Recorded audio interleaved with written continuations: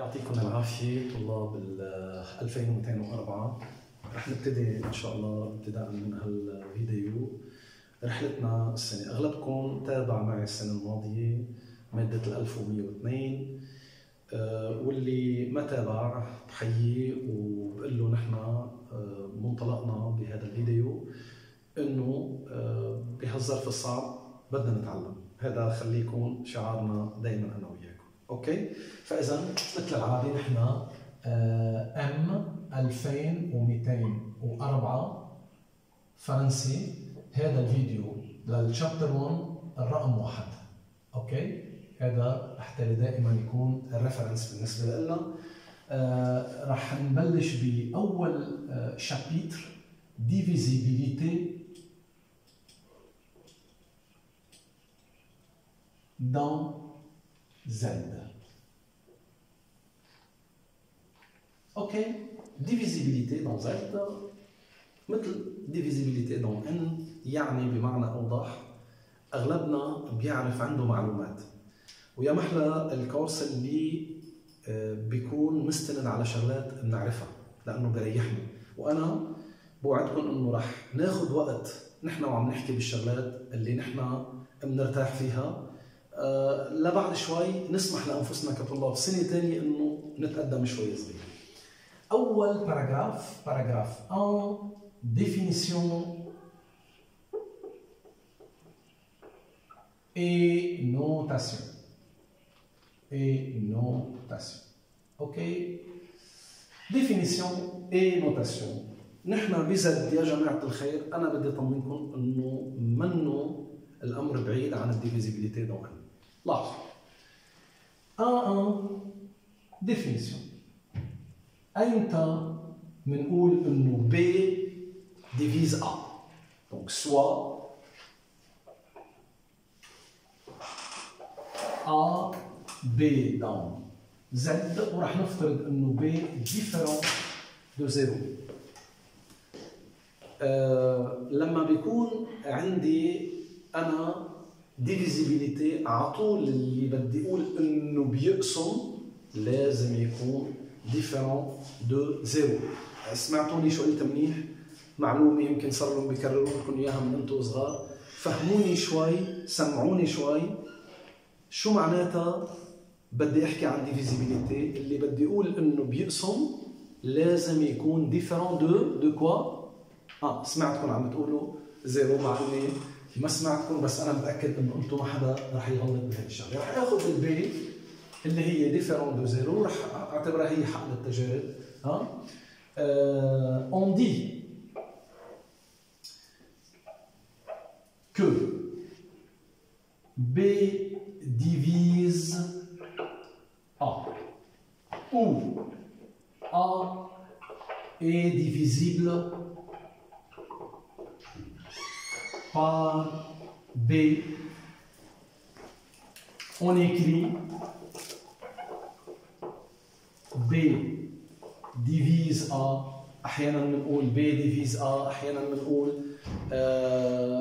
B شحطة A مثل هالشحطة اللي أنا شايفها. Si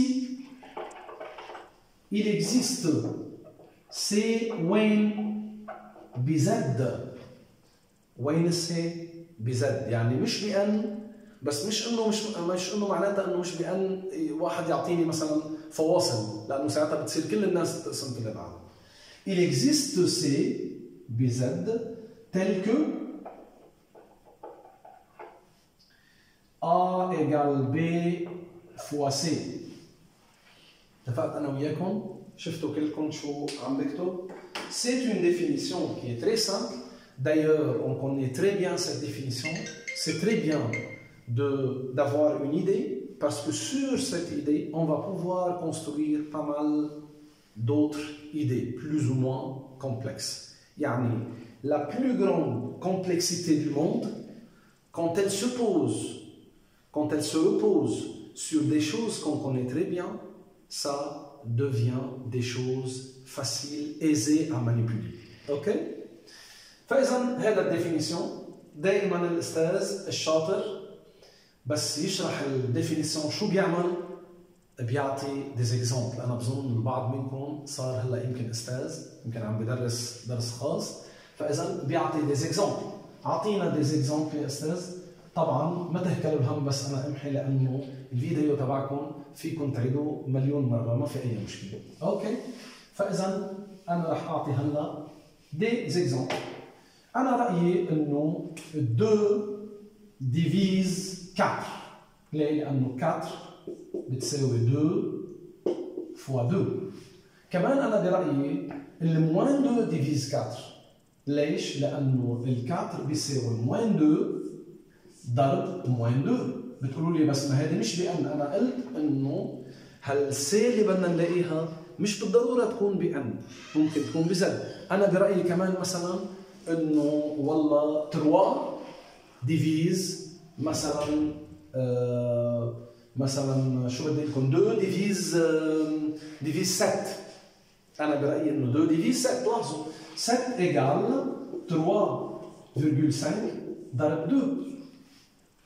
هل هذا بيعني انه 2 ديفيز 7 ولا انت يا استاذ عم تعلمنا غلط؟ هل التعليم اونلاين بيسمح لنا انه نحكي شيء غلط؟ اكيد لا. وين اجى الغلط؟ انه هذه السي حتى لو حطيتها قدام هذه حدا عم يخدعنا، لانه هذا وين لازم يكون؟ لازم يكون بزد. هل 3.5 بزد؟ نو. فاذا 2 نو ديفيز با، بكتب هيك 7 او بكتب 2 نو ديفيز با 7. اوكي؟ بتمنى انه كلكم تنتبهوا لهالملاحظات. رح تقولوا لي هلا انا بدون ما اسمعكم متاكد انه انت بدون جميلتك نحن مش معقوله نغلط هذا الغلط. رح اذكركم يوم التلي رح نوقع بهذا الغلط، يعني رح انا قدامكم وقع حالي بهذا الغلط، لحتى بوقتها تشوفوا انه احيانا كثير ما بينتبه الانسان انه لازم يتحقق من انه السي تكون بزد لحتى يكون الديفيزيبيليتي هي عن جد ديفيزيبيليتي. اوكي؟ اتفقت انا وياكم، اخذنا ديزيكزامبل، اخذنا نفس، ارتحنا، بلشنا نفوت بالجو، خلينا نتابع. ماشي؟ تري بيان. هلا مثل كل شيء انا بالنوتاسيون بحب اني اقول لكم انه اذا عندي سي ا فاذا اون بوتيت نوتاسيون، اذا عندي ا باخذها بزد، DA, par définition, c'est l'ensemble de D appartient à Z tel que D divise A. مثلا D la 6 هي 1 2 3 6. شو رأيكم؟ D la 6 هي هيك. شو عم بتقولوا؟ كأني عم بسمع حدا عم يعترض. طيب انا يا ريت لو انتم هلا قدامي سروري كان ما له حدود فيكم مثل ما كنت لكم بال 1102. اكثر شيء بيبسط الاستاذ انه يشوف وجوه طلابه خصوصا بهاللحظه، لانه في كثار فيكم قالوا لي انتبه يا استاذ هذه على ايام لما كنا ناخذ الديفيزيبيليتي دون ان، اما بالديفيزيبيليتي دون زد من الشغلات اللي بيتغلط فيها الواحد هي هالشغله. دي 6 هي هودي اللي عم تقول عنهم، بس في كمان موان 6، في كمان موان 3، في كمان موان 2، في موان 1 2 3 6. فاذا هودي بالديفيزيبيليتي دون زد هودي لازم يكونوا كلياتهم موجودين ودائما موجودين. طيب يا خيي كيف لحتى ما نعود ننسى هذا الموضوع؟ بدنا ناخذ طريقه، قاعده، بروبرتي او مجموعه بروبرتيز بيضلوا ببالنا على طول لحتى نضلنا متذكرين. ديفيزيبيليتي دون زد هي شوي شيء ازود من ديفيزيبيليتي دون ان. يلا رح نروح على شويه بروبريتي. فاذا 1 2 بروبريتي. اول بروبريتي على طول ال A ديفيز A. شو رايكم بحكي؟ وعلى طول ال A ديفيز A. وعلى طول طبعا رح اخذ انا A بزد، وعلى طول A ديفيز 0. شو رايكم بهذه الكلمه الاخيره؟ على طول A ديفيز 0. اول شغله عم بتقولوا لي اياها انه لتحكي انه A ديفيز لازم تكون ديفيرون دو زيرو. طيب لو فرضنا انه A ديفيرون دو زيرو بقدر استنتج هيك وي لانه il existe C. ما انت بس تكتب لي 0 بتساوي A فوا 0 معناتها il existe C de Z tel que 0 égale A فوا 0. ليكو انا وياكم عم نمشي خطوه خطوه. يعني يلي عم نقولهم احيانا نحن بتواجهنا مشكله كاساتذه انه الطلاب اللي عم يفهموا علينا بصيروا يستهتروا باللي عم نعطيهم، والطلاب اللي مش عم يفهموا علينا بصيروا يكرهونا ويصيروا في موقف مننا. نحن الطلاب اللي عم يفهموا هلا يعتبروا انه هذا الشيء الصح، لانه بدنا نبني شوي شوي. لازم كلنا هلا 100% من اللي عم يسمعوني ما نقول انه نحن عم نتعلم اونلاين، نشوف يشبه هودي الافكار عم ينعرضوا بشكل كثير بسيط. فاذا اول مجموعه من البروبريتي هودي كلهم مجموعه صحيحه 100%. A ديفيز A، الان ديفيز A الى اخره الى اخره. رح كفي بعدني باول نقطه كمان موان A ديفيز A و A ديفيز موان A. انتبهوا بس احكي A ديفيز يعني سلفا عم نفترض انه ce A est différent de 0. très bien. طيب هذه اول نقطه. بتقولوا لي برهنه، بدكم برهنه؟ اكيد ما بدكم، انتم واضح لكم هذا الشيء ما بدكم برهنه. طيب ثاني نقطه، اذا A divise B équivaut à dire moins A divise B équivaut à dire A divise moins B équivaut à dire moins A divise moins B. هودي بقدر لخصهم بنقطة بتقول أو يا سيدي بدي أضيفها بقلب نفس هذه النقطة. A divise B si et seulement si A divise B. valeur absolue de A بيقسم valeur absolue de B. وهذا بيعطي كل اللي عم نقوله. وبالتالي بنفس النقطة صرت فيني أقول إنه دي A هي بذاتها دي موان A. كلكم بتوافقون الرأي بدون أدنى مشكلة بتساوي دي valeur absolue de A. متفق أنا وياكم؟ سي كلير؟ سي بيان؟ أوكي. أعطوني عدد منشوفه بكل الدي A شو ما كانت A. ما حدا يقول لي A بتقسم A مضبوط. يعني A موجودة بالدي A بحالة بس كلكو سوا A منلاقي تري بيان موجود وين ما كان. فإذا سلفا إذا باخذ حيلا A وحيلا B فإذا بحط نقطة كلكو سوا A B appartient à Z. انتبهوا منيح شو بدي أحكي. دي A انتر دي B différent de V. ليه؟ لأنه 1 appartient à دي A inter دي B. C'est une propriété remarquable لأنه بعد شوي بس بدنا نوصلها بدنا نلاقيها شغلة كثير مهمة. أوكي؟ متفق أنا وياكم؟ ماشيين مع بعضنا البعض؟ بيان. هلا بنكمل نقطة من هالنقاط. إذا عندي A divise B et B divise C فيني استنتج سبقتوني انه A ديفيز C. مظبوط؟ والله بروف. ليش؟ لانه عندي انا il existe مثلا شو بعرفني B1 tel que B égale A fois B1 و il existe B2 خليني اسميها هيك tel que C égale B fois B2. اوكي.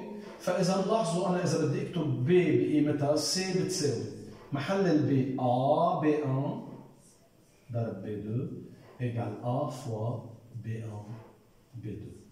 سي كلير انه هالكريتير هذا لانه هذا بزد وهذا بزد، اذا بضرب عددين بزد بظهر من زد؟ اكيد لا. فاذا هذا بيعني انه A ديفيز C. اوكي؟ واضح؟ وبالتالي فيني بنفس هذه النقطة انه اذا باخذ حيلا دي، انتبهوا منيح شو عم بحكي، بقلب، فاذا النقطة دي بقلب الدي A، اذا باخذ الدي دي رح نلاقيهم كلياتهم بقلب الدي A. ولا عم غلط انا؟ شو بيعرفني انه هيك مزبوط؟ لانه اي ديفيزور دو دي سي كيلكان كي ديفيز دي. Et D divise A. Alors, par transitivité, la transitivité que j'ai établie, je peux en déduire que DD est inclus dans DA. C'est clair? Très bien. طيب نتابع.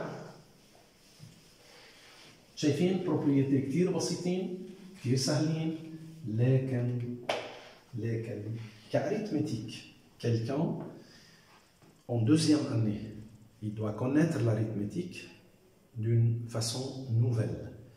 Connaître quelque chose, comprendre profondément quelque chose, ça ne veut pas dire oublier la compréhension superficielle qu'on avait auparavant. C'est pas juste. Être profond, c'est maîtriser ce que tu as comme connaissance et mettre dessus ce qu'il faut pour avoir cette compréhension profonde. Ok? Eh bien, راح نكمل. إذا A divise B ou C divise D فيني أقول إنه AC divise BD. شو رأيكم بحكي؟ طلعوا منيح باللي عم يكتبوا. لأنه إذا A divise B معناتها انه il existe B1 مثلا والله يا ابو الاحباب BZ ما ننسى انه BZ tel que B égale A fois B1.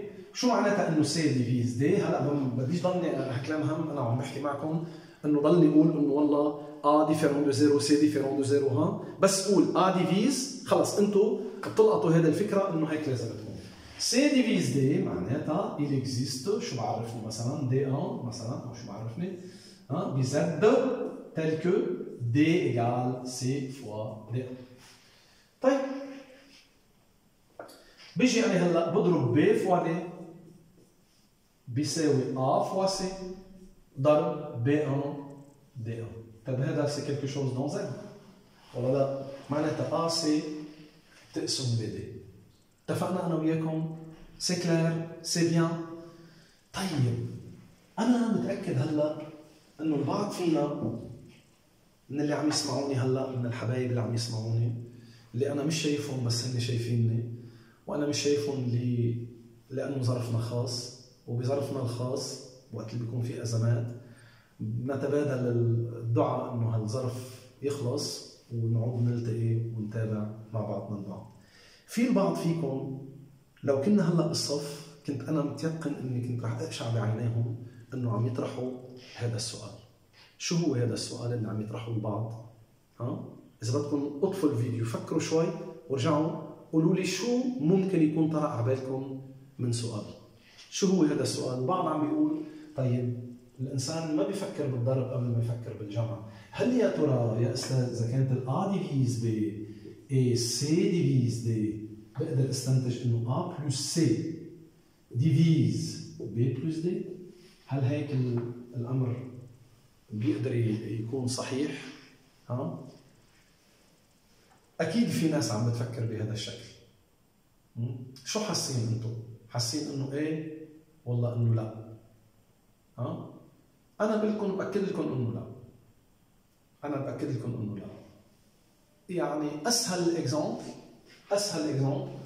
انه تقولوا لي 1 divise 2 مثلا و 1 divise 3. هل 1 plus 1 هل فيني استنتج انه 1 plus 1 اللي هي 2 divise 2 plus 3 اللي هي 5؟ اكيد لا. فاذا هذه خطا. هلا احيانا الخطا بيكون برغم بشاعته برغم رغبتنا دائما انه ما نوقع فيه بيكون استاذنا بيكون هو اللي بيقودنا لطرح الاسئله المهمه. مثلا هون على سبيل المثال يمكن يجي واحد ويقول خبروني ايمتى اذا كان A divise B et C divise D بقدر استنتج quels sont les cas où je peux en déduire que dans ce cas-là A plus C divise B plus D. انا برايي المتواضع فيكم تفكروا بهذا السؤال لانه سؤال كثير حلو.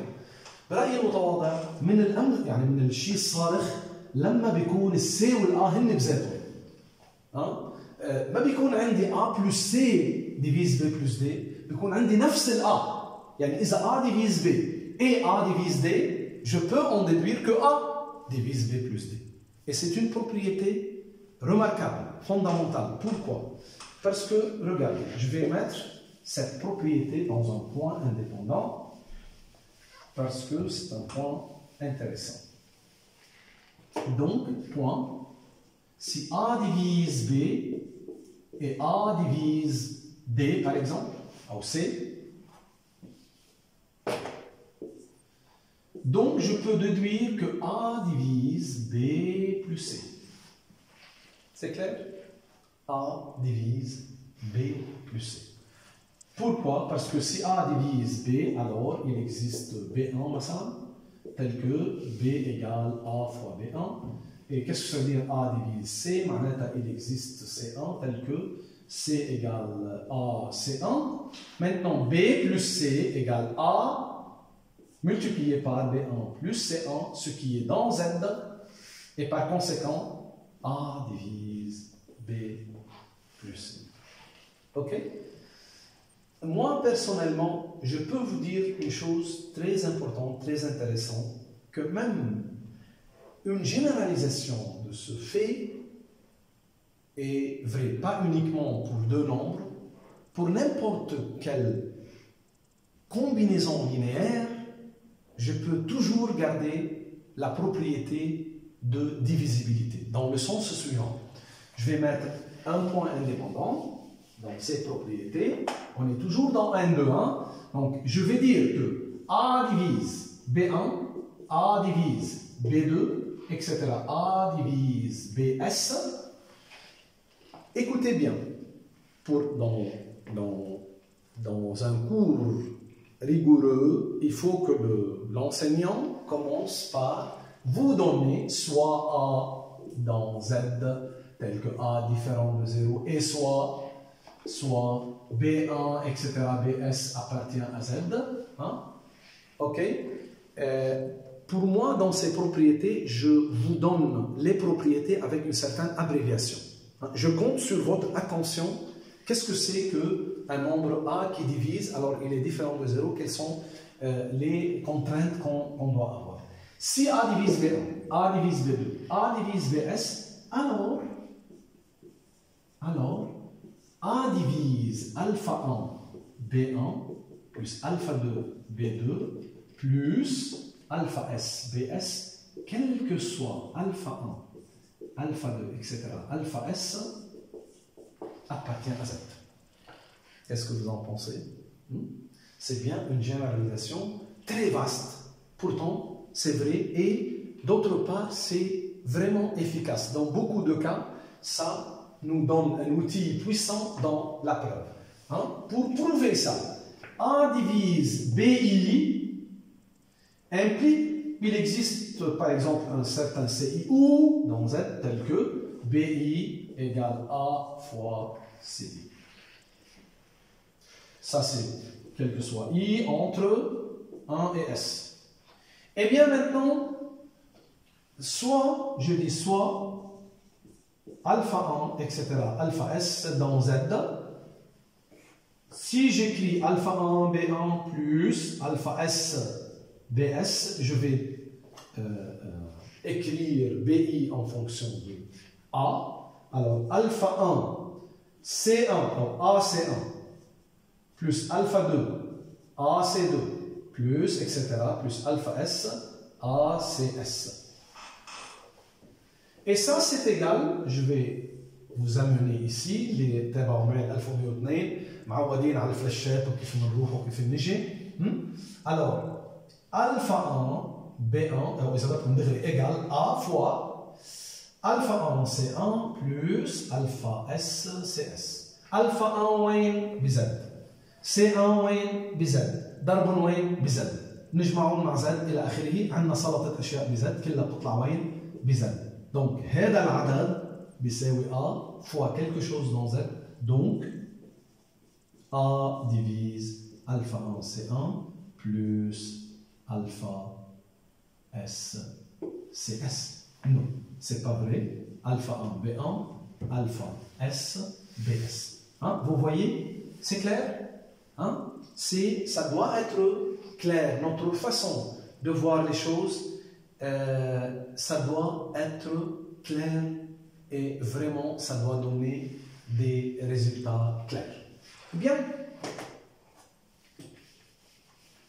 Ça, c'est 1, 2. Donc, on a donné cette propriété pour la clôture des choses.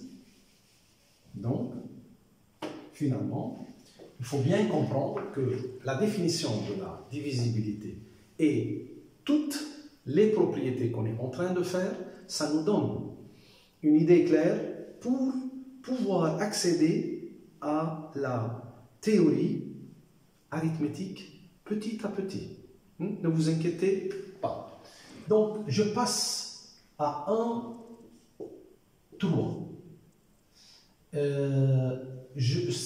En fait, 1, 3, c'est un théorème que vous connaissez très bien, mais peut-être, je doute que vous avez déjà vu la preuve. Nous, on va prouver ce théorème dans Z. C'est clair? Mais quand on se rapproche petit à petit, au départ, on va considérer qu'on est en train de travailler dans N, et puis je vous donne comme devoir à la maison, quand vous êtes toujours à la maison, je vous donne un devoir pour faire cela dans Z. Donc, 1, 3, théorème. Soit A, B dans Z avec B différent de 0. Tout à l'heure, on écrivait toujours A divise B. Maintenant, on va, dans les termes, utiliser la divisibilité de A sur B. Donc, B divise A. Hein? Il existe 2 entiers. Je m'excuse. Là, je vais démontrer ce théorème dans N et je vous donne un devoir à la maison pour démontrer le théorème qui est vrai dans Z. Il existe Q, R dans N tel que A égale BQ plus R et R بين 0 أصغر strictement من B. Il existe 2 entiers uniques. Unique. Ok, il existe 2 entiers uniques, Q et R, dans N, tels que A égale BQ plus R, et R entre 0 et B. Q va être nommé dividende, enfin quotient, excusez-moi. A est le dividende, B est le diviseur, Q est le dividende et R c'est le reste. Vous allez dire que toujours on a eu l'habitude de diviser A sur B et on aura ici un nombre et ici un reste qui est toujours plus petit que B. Mais ça c'est le pratique, maintenant c'est la théorie. Comment peut-on démontrer ça? Ça on va le faire dans le cours prochain.